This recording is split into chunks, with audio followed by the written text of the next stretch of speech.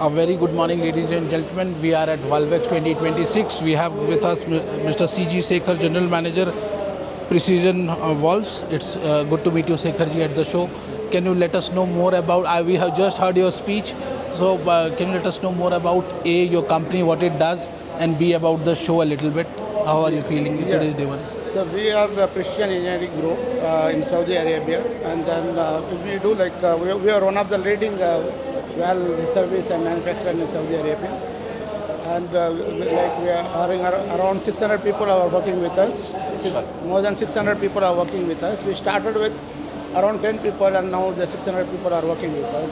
And we take the good support from the Hubli industry for our subcontracting and all.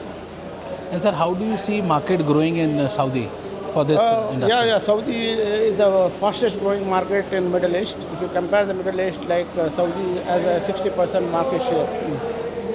Thank you, sir, and wish you a great show. I know you will be, walking around at the booth, and looking forward to once again interact with you in all these days, sir. Thank you, sir. Thank you. Thank you, Thank you Shekar so sir. much. Thank you, sir.